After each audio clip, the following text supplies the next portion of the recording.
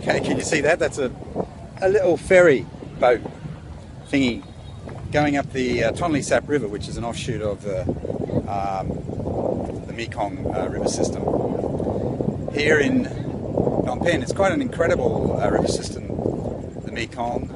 Perhaps not as ginormous as the Amazon system, but it'd be definitely up there as one of the great systems in the world. And you know, from China through to Vietnam, Laos, Cambodia, of course, and Thailand, I think. Anyway, look, this is Kim Willis with another In My Tribe. This is Kim Willis with another In My Cult Building series, 21 ways to build a cult following for your business or whatever turns you on. Okay, most of the people who be watching this video will be looking to get some ideas for their business. All right, and you know, I talk a lot about this kind of thing. Tribe building is an associated topic. They're closely linked. Cult building takes things to a higher level in a sense, because some of the techniques that we use are more radical. They're more dramatic. I spoke on I think it was the last episode about the use of deception, the ethical use of deception. I want to make that very clear. There's nothing wrong with deception if you look at it in an unemotional way, because everybody uses it. Everybody engages in deceptive practices at one point or another. That's a reality. It's life, relationships, a lot of deception involved, at times at least. Business, same thing. The main thing is to use it ethically. This is where purpose becomes important. Hello. Higher purpose. I think that was a girl, a lady of the night. I wouldn't know. She looked very much like a lady of the night.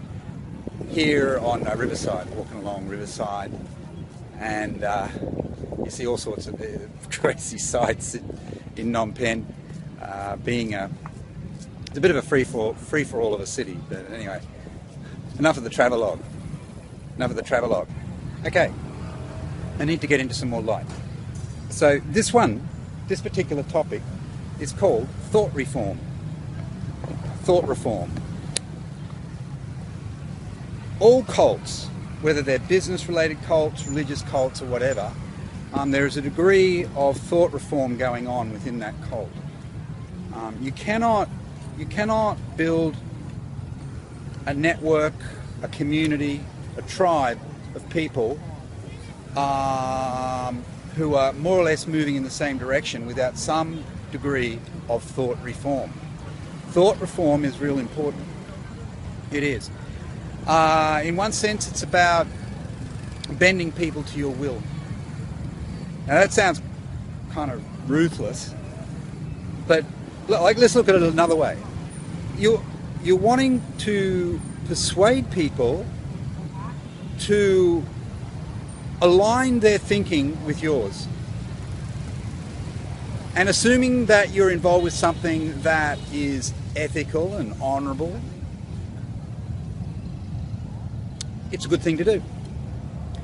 Because most people have what I sometimes call monkey brain. And boy, have I suffered from that many times in the past, and probably still do to a degree. It's only when I fall in behind a clear purpose that things start to move forward again. Get some discipline into my thinking. And sometimes I will fall in behind a leader who has something that I am looking for. I'm a leader in my own right, but there are all sorts of areas, niches, etc.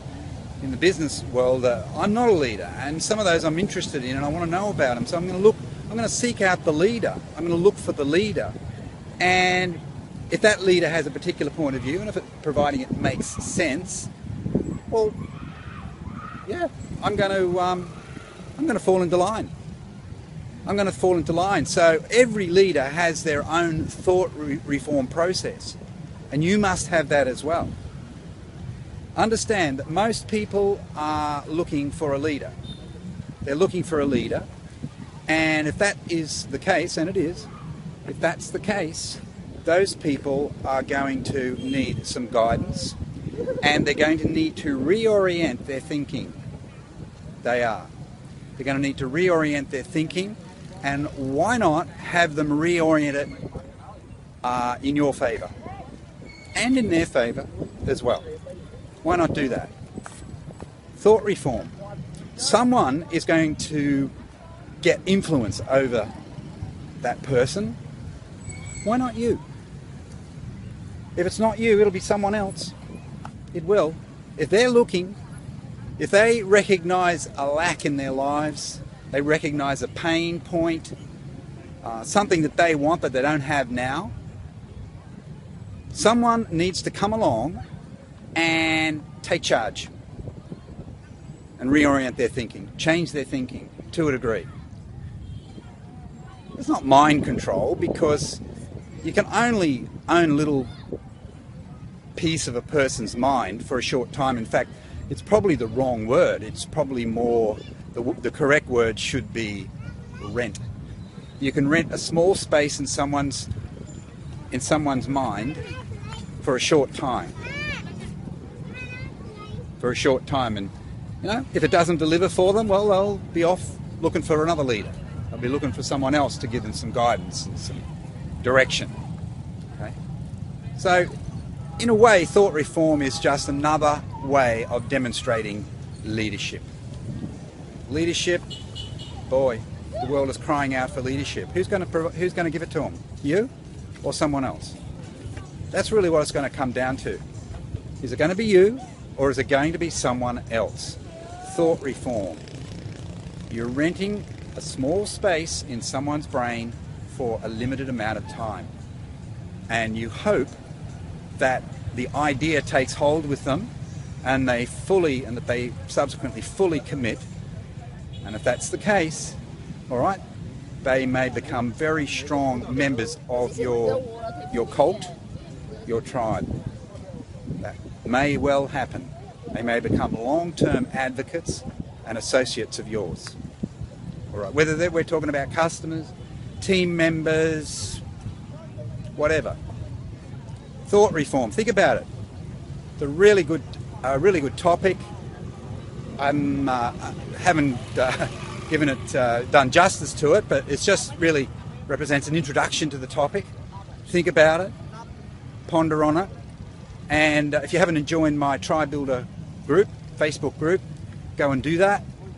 And then, we'd love to welcome you. Free group. All right, this is Kim Willis. Bye for now.